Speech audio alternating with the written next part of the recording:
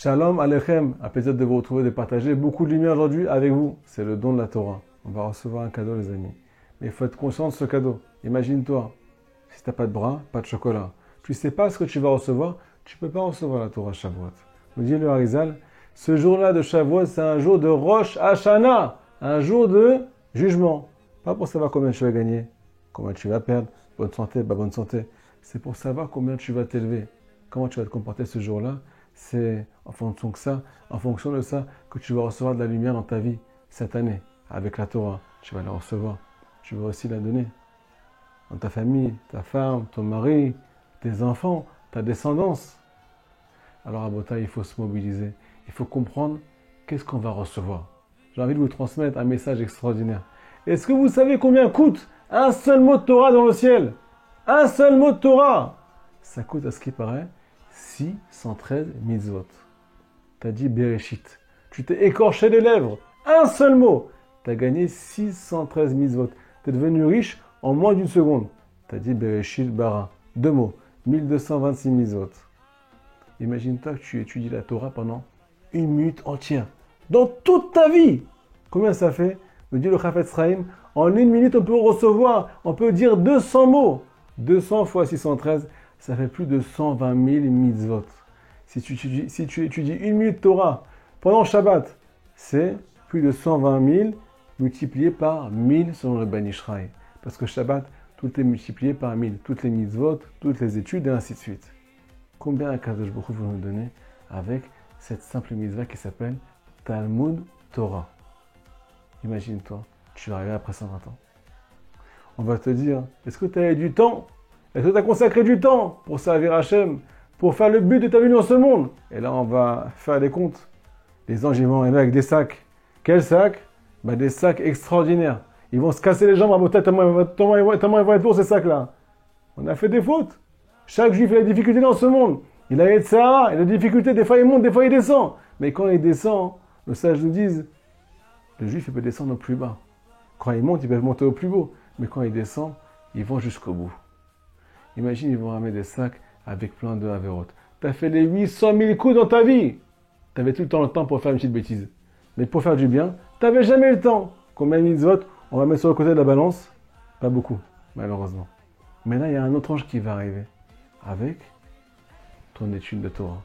Il va mettre une petite étude, un seul mot, 613 mitzvot. 1 minute, plus de 120 000 mitzvot. Il y a marqué que celui qui étudie pendant Shabbat, pendant 1 heure, les secrets de la Torah. Simple lecture du Zohar. On n'est pas apte aujourd'hui à étudier la Kabbalah pour certaines personnes. Imagine, tu as lu du Zohar pendant 1 seule heure pendant Shabbat. 1 heure entière. Il y a marqué que c'est considéré comme si tu avais étudié pendant 75 ans de ta vie, même si tu as 30 ans dans ce monde aujourd'hui. 75 ans, tu as étudié la Torah avec 1 heure de lecture de Zohar. T'imagines comment la balance elle va pencher de l'autre côté? Tout ça pourquoi? Akadosh Baruch Hu, Abota, il veut nous donner. C'est un cadeau. C'est pas seulement des mérites après 120 ans. C'est aussi pour ce monde-ci. Un jour, il y a un juif qui a posé la question à un gadol, à un grand de la génération. Rabbi, tu me promets? Moi, je donne tout mon argent pour les étudiants de Torah. Moi, je donne tout mon argent pour que les gens étudient. Est-ce que tu me promets le monde futur? Le Rav lui a répondu, mais vadaï, c'est sûr que tu vas avoir un monde futur qui sera extraordinaire. Mais une vie dans ce monde-là, aujourd'hui, je ne suis pas sûr que tu vas l'avoir. Imaginez-vous quelqu'un qui consacre son temps à connaître Dieu, à plus connaître son Créateur. Qu'est-ce qui va se passer? Non seulement il va commencer à se connaître lui-même, parce que Akadosh Baruch Hu attend une seule chose, nous donner la carte de notre vie, qui s'appelle Torah. La Torah, c'est la lumière du monde. Et elle vient éclairer nos sentiments, éclairer notre chemin. Il y a plein de gens qui ne savent plus qui ils sont aujourd'hui. Ils ne savent plus comment éduquer leurs enfants. Ils ne savent plus comment s'éduquer eux-mêmes. Et ils ne savent plus comment réagir dans leur vie. Pourquoi? Parce qu'ils n'ont pas de directive. Il est marqué que la Torah a été donnée à Shabbat. Pourquoi à Shabbat? Shabbat, c'est le moment de la Menoucha, le moment du repos. Tant que la Torah n'a pas été donnée à Botaï, ce monde n'était pas reposé. Ce monde, il était brûlant. On ne savait pas s'il allait rester, s'il n'allait pas rester. Akadosh Baruch Hu a fait un tenant, il a fait une condition avec le Maaseh Bereshit, avec la création. Si jamais le peuple d'Israël reçoit la Torah, ce monde peut tenir debout. Sinon, il ne peut pas tenir debout. Quand on a reçu la Torah, tout est en place. on arrive à ce qu'on appelle la Menorah, on arrive à Shabbat Kodesh. Parce qu'un juif qui a un but dans sa vie qui s'appelle étudier le plus possible pour savoir qui il est, pour savoir qui est Akadosh Baruch Hu, pour donner à son prochain et pas que recevoir, pour essayer de construire ce monde et de se construire et pas se détruire avec tout ce qu'on nous vend matin, midi et soir. Alors celui-là, il est à ce qu'on appelle la Menochat HaNefesh, à la clarté d'esprit. Maintenant, on va vous citer quelques petits zouloulotes pour celui qui étudie. Celui ou celle qui fait des efforts, consacre un petit peu de temps. 5 minutes par jour, 10 minutes par jour, quelques secondes par jour. Nous dit Rabbi Nachman de Breslev, un juif qui étudie la Torah, il est en contact avec Dieu directement. Parce que la Torah, Hachem et le peuple d'Israël, selon le Zohar, sont considérés comme une seule chose. Et pour savoir que tu t'appelles Israël, il faut passer par la carte. La carte va t'expliquer que Dieu, il est avec toi à chaque instant. Il y a marqué que toute la Torah qu'on étudie, peu importe quel passage, les psukim, les versets du Chumash, de la paracha, ainsi de suite, ce sont des noms d'Akadosh Baruch Hu, qui sont cachés derrière le texte. Si on savait où mettre le point et la virgule, on trouverait des noms divins. On dit à Rabbi Nachman, qu'est-ce qui se passe quand tu viens appeler quelqu'un par son prénom, par son nom? Alors automatiquement, il est interpellé. Automatiquement, il vient vers toi. Nous dit Rabbi Nachman, celui qui vient lire des mots de Torah, il est en train d'appeler inconsciemment Akadosh Baruch Hu. De là, Akadosh Baruch Hu vient vers lui. Et il amène de la bracha dans sa vie. Parce que Hachem s'appelle le Chai HaChaim, la source de vie. Deuxième ségoula, ramener de la Hashgacha Prati dans notre vie, la providence divine. C'est quoi la providence divine, les amis? C'est quand Hachem pose ses yeux sur nous. On a un traitement particulier, on a des petits problèmes d'argent, et d'un coup on reçoit un chèque de quelqu'un qu'on ne connaît pas. On ne sait pas d'où il vient, mais on sent qu'on est accompagné, on sent qu'on est protégé. Même si ce n'est pas tout le temps facile, on sent qu'il y a quelque chose qui nous porte, on sent qu'on est surveillé et protégé du ciel. On dit Rabbi Nachman, celui qui vient étudier la Torah, il rentre dans la providence d'Akadosh Baruch Hu. Akadosh Baruch Hu dirige ses yeux vers lui directement. Et il accompagne à chacun de ses faits de sa vie. Comment ça marche la vision? On a dit que la vision c'est la providence. Le regard, c'est une information du cerveau qui demande à l'œil d'aller chercher une image. Quand cette image elle passe trop vite devant toi, tu n'arrives pas à l'apercevoir. D'accord? Pourquoi? Parce qu'elle n'a pas le temps de revenir vers ton œil. Donc je ne peux pas comprendre ce que tu as vu. Me dit Rabbi Nachman, la Torah, c'est la prunelle des yeux d'Akadosh Baruch Hu. Quand tu étudies, tu es encore plus proche de son champ de vision. C'est pour ça que tu ramènes de la Hashgacha dans ta vie. Troisième ségoula, quand quelqu'un est fait, à ce qui paraît, une faute, alors il ramène Chaz v'Shalom, un vent de folie à l'intérieur de lui.